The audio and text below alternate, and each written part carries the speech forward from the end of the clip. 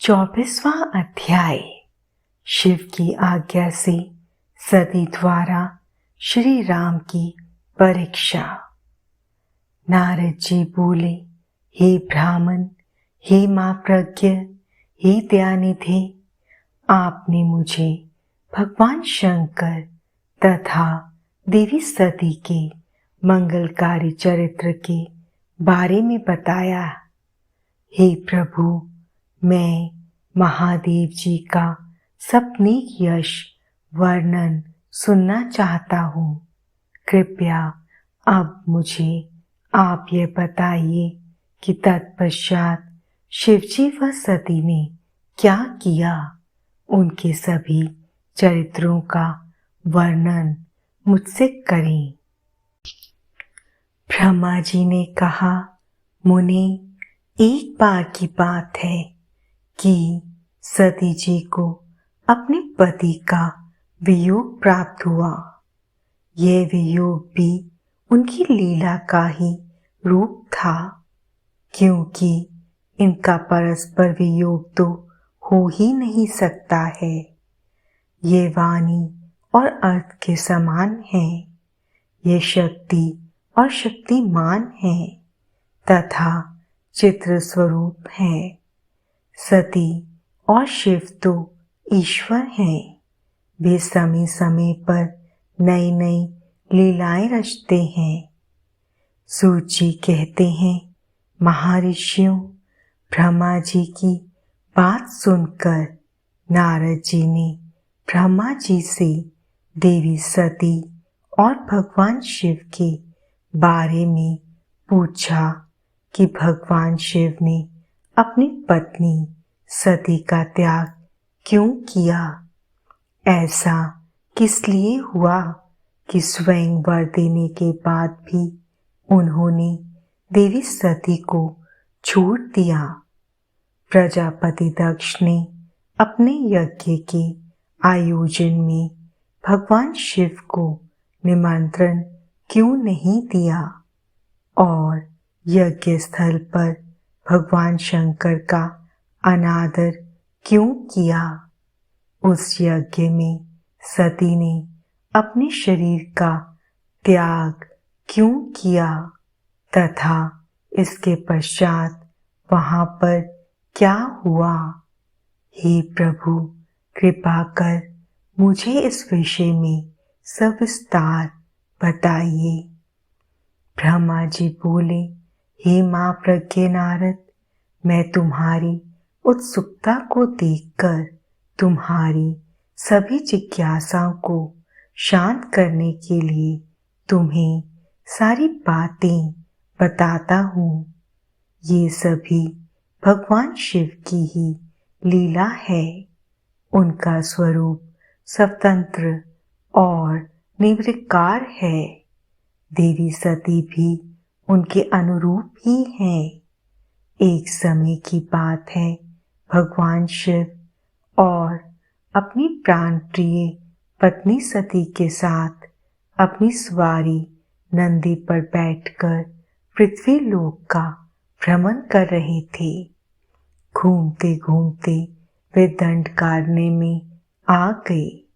उस वन में उन्होंने भगवान श्री राम को उनके भ्राता लक्ष्मण के साथ जंगलों में भटकते हुए देखा। वे अपनी पत्नी सीता की खोज कर रहे थे, जिसे लंका का राजा रावण उठाकर ले गया था। वे जगह जगह भटकते हुए उनका नाम पुकार कर उन्हें ढूंढ रहे थे। पत्नी के बिछुड़ जाने के कारण श्री राम अत्यंत दुखी दिखाई दे रहे थे। उनकी कांति फीकी पड़ गई थी। भगवान शिव ने वन में राम जी को भटकते देखा, परंतु उनके सामने प्रकट नहीं हुए। देवी सती को यह देखकर बड़ा आश्चर्य हुआ। वे शिव जी से बोली, हे सर्वेश, हे करुणा निधान सदाशिव, हे परमेश्वर, ब्रह्मा विष्णु सहित सभी देवता आपकी ही सेवा करते हैं। आप सबके द्वारा पूजित हैं। वेदांत और शास्त्रों के द्वारा आप ही निर्विकार प्रभु हैं। हे नाथ, ये दोनों पुरुष कौन हैं? ये दोनों विरह विहता से व्याकुल रहते हैं। ये दोनों धनुधर वीर जंगलों में क्यों भटक रहे हैं? भगवान, इनमें ज्येष्ठ पुरुष की अंग कांति नील कमल के समान श्याम है। आप उसे देखकर इतना आनंद विभोर क्यों हो रहे हैं? आपने प्रसन्नता पूर्वक उन्हें प्रणाम क्यों किया? स्वामी कभी भक्त को प्रणाम नहीं करता। हे कल्याणकारी शिव, आप मेरे संशय को दूर कीजिए और मुझे इस विषय में बताइए। ब्रह्मा जी बोले, नारद, कल्याणमयी आदि शक्ति देवी सती ने जब भगवान शिव से इस प्रकार प्रश्न पूछने आरंभ किए तो देवों के देव महादेव भगवान हंसकर बोले, देवी, ये सभी तो पूर्व निर्धारित है।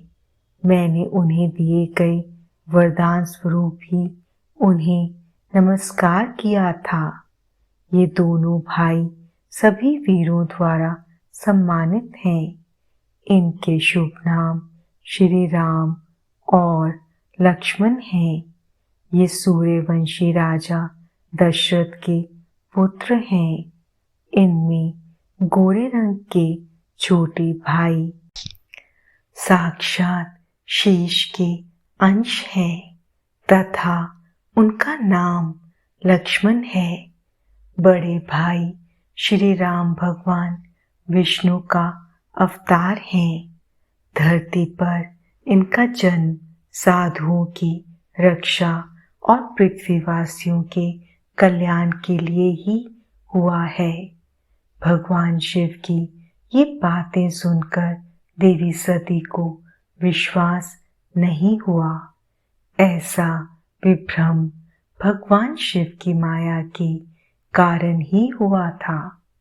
जब भगवान शिव को ये ज्ञात हुआ कि देवी सती को उनकी बातों पर विश्वास नहीं हुआ है तो वे अपनी पत्नी दक्ष कन्या सती से बोले, देवी, यदि तुम्हें मेरी बातों पर विश्वास नहीं है तो तुम स्वयं श्री राम की परीक्षा ले लो। जब तक तुम इस बात से आश्वस्त ना हो जाओ कि वे दोनों पुरुष ही राम और लक्ष्मण हैं और तुम्हारा मोह ना नष्ट हो जाए, तब तक मैं यहीं बरगद के नीचे खड़ा हूँ। तुम जाकर श्री राम और लक्ष्मण की परीक्षा लो। ब्रह्मा जी बोले, हे महामुनि नारद, अपने पति भगवान शिव के वचन सुनकर सती ने अपने पति का आदेश प्राप्त कर श्री राम लक्ष्मण की परीक्षा लेने की ठान ली। परंतु उनके मन में बार बार एक ही विचार उठ रहा था कि मैं कैसे उनकी परीक्षा लूं। तब उनके मन में यह विचार आया कि मैं देवी सीता का रूप धारण कर श्री राम के सामने जाती हूँ।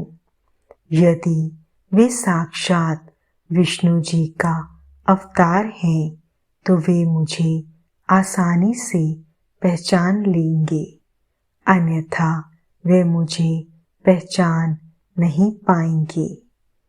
ऐसा विचार कर उन्होंने सीता का वेश धारण कर लिया और राम जी के समक्ष चली गईं। सती ने ऐसा भगवान शिव की माया से मोहित होकर ही किया था।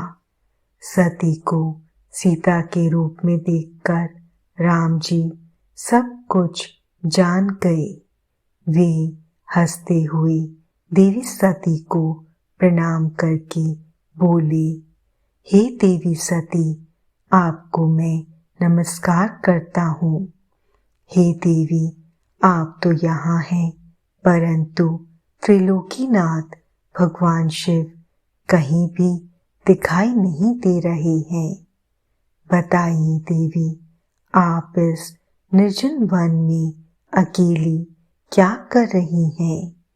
और आपने अपने परम सुंदर और कल्याणकारी रूप को त्याग कर ये नया रूप क्यों धारण किया है? श्री रामचंद्र जी की बातें सुनकर देवी सती आश्चर्यचकित हो गईं। तब वे शिव जी की बातों का स्मरण कर तथा सच्चाई को जानकर बहुत शर्मिंदा हुई और मन ही मन अपने पति भगवान शंकर के चरणों का स्मरण करती हुई बोली, हम अपने पति करुणा निधान भगवान शिव तथा अन्य पार्षदों के साथ पृथ्वी का भ्रमण करते हुए इस वन में आ गए थे। यहाँ आपको लक्ष्मण जी के साथ सीता की खोज में भटकते हुए देखकर भगवान शिव ने आपको प्रणाम किया और वहीं बरगद के पीछे खड़े हो गए। आपको वहां देख भगवान शिव आनंदित होकर आपकी महिमा का गान करने लगे। वे आपके दर्शनों से आनंद विभोर हो गए। मेरे द्वारा इस विषय में पूछने पर जब उन्होंने मुझे बताया कि आप श्री विष्णु का अवतार हैं, तो मुझे इस पर विश्वास ही नहीं हुआ और मैं स्वयं आपकी परीक्षा लेने यहाँ आ गई। आपके द्वारा मुझे पहचान लेने से मेरा सारा भ्रम दूर हो गया है। हे श्री हरि, अब मुझे आप ये बताइए कि आप भगवान शिव के भी वंदनीय कैसे हो गए? मेरे मन में यही एक संशय है। कृपया आप मुझे इस विषय में बताकर मेरे संशय को दूर कर मुझे शांति प्रदान करें। देवी सती के ऐसे वचन सुनकर श्री राम प्रसन्न होते हुए तथा अपने मन में शिव जी का स्मरण करते हुए प्रेम विभोर हो उठे। वे प्रभु शिव के चरणों का चिंतन करते हुए मन में उनकी महिमा का वर्णन करने लगे।